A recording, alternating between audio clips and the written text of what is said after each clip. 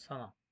Bugün biz IFRS üstə Business Combination'ın praktikasını öyrənəcəyik və goodwill hesablanmasını detallarına baxacağıq ki, ümumiyyətlə goodwill necə hesablamaq lazımdır, NCI necə hesablamaq lazımdır, yəni non-controlling interest və s.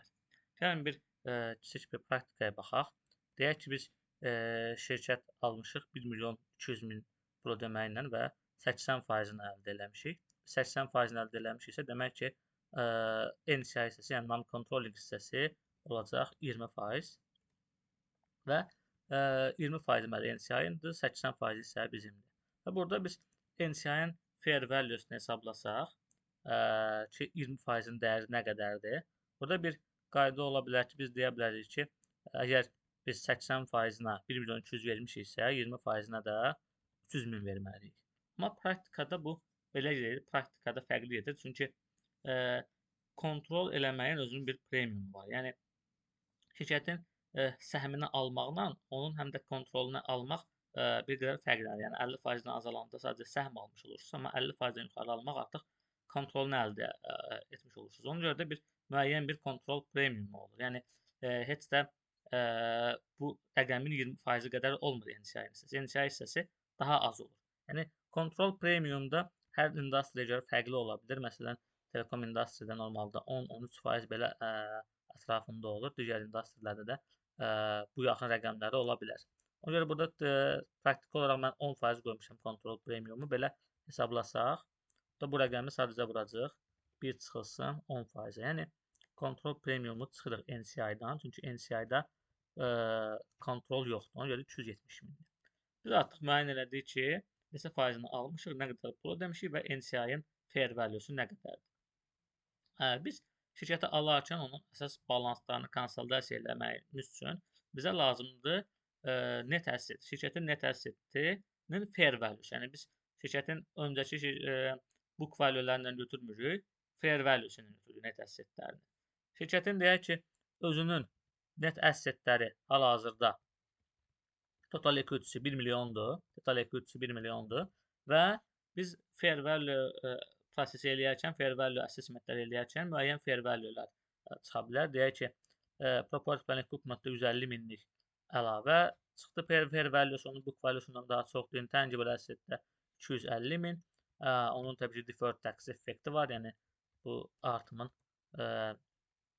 belə deyək 20% qədər deferred tax-ə təsir edir. Bu 2 dənə artımı vursaq 20%-ə bu eləyəcək 80 min. Və toplam net fair value olur 320 min. Yəni book value-su 1 milyondur şirkətin assetlərindən, amma 320 min də əlavə fair value adjustment çıxır. Toplam fair value of net asset olur 1 milyon 320. İndi bunu tapandan sonra biz goodwill-i necə hesablaya bilərik? Goodwill üçün 2 dənə metod var ümumiyyətlə hesablamasında. Daha doğrusu goodwill yox, NCI-in hesablanmasında 3 cür metod var. NCI-yi biz proportional share əsasında eləyə bilərik və fair value əsasında eləyə bilərik. Burada tapdığımız əslində bu fair value of NCI-dir.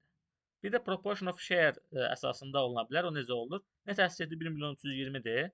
NCI share-də 20%-dirsə, onun da ola bilər NCI hissəsi olur 264 min. Bu 2 dənə metod bir-birindən fərqlənir goodwill hesablayarkən. Hər ikisinə IFRS 3 icazə verir.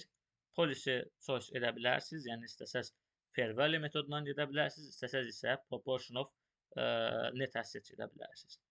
Bunun fərqi nədir deyə soruşsaq ki, bəs ikisi ilə gedə biləriksə bunun fərqi nədir? Yəni harda bir fərqlilik yaranır? Orada yaranır ki, goodwill-in hesablanmasında yaranır. Yəni goodwill-i ola bilər biz sadəcə parent company-yə aid eləyək.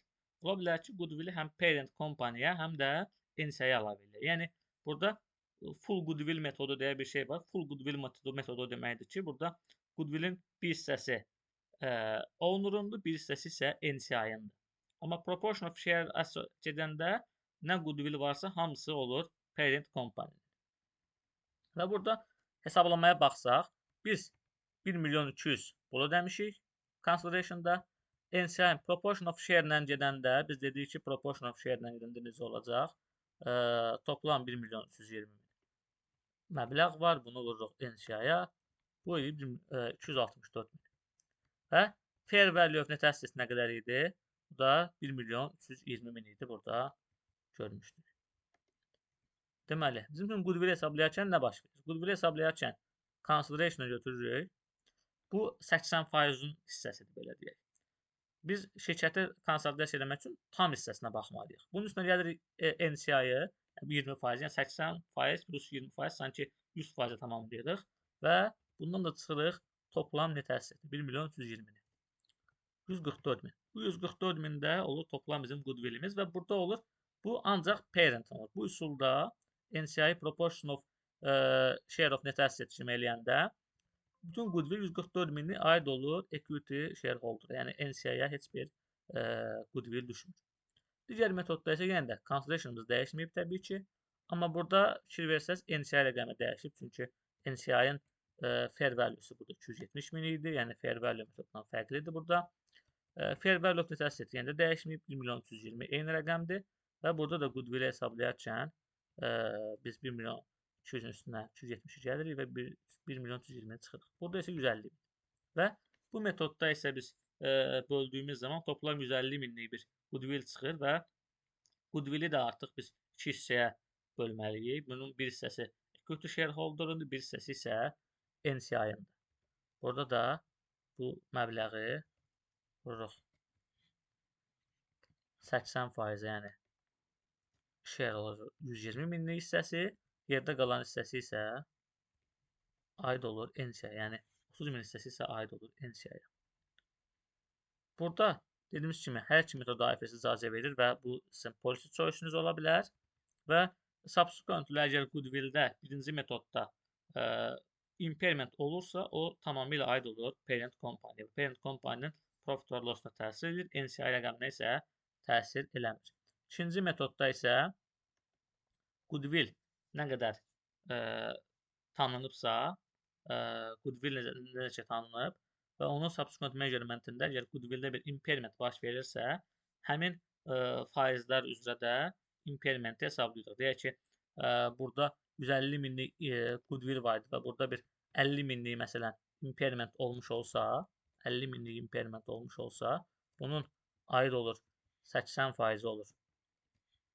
80% aid olur onura, yerdə qalan hissəsi isə olur NCI. Yəni NCI rəqəmi də dəyişmiş olur. Yəni bu da ümumiyyətlə NCI-nin hesablanmasının iki fərqli metodun əsas fərqi. Yəni subsequent measurement-də sadəcə olaraq bu goodwill-in tanınmasında və subsequent measurement-ində təsiri var. Amma dediyim kimi hər iki metod da icazəlidir. Dərsimiz bu qədər. Çox sağ olun.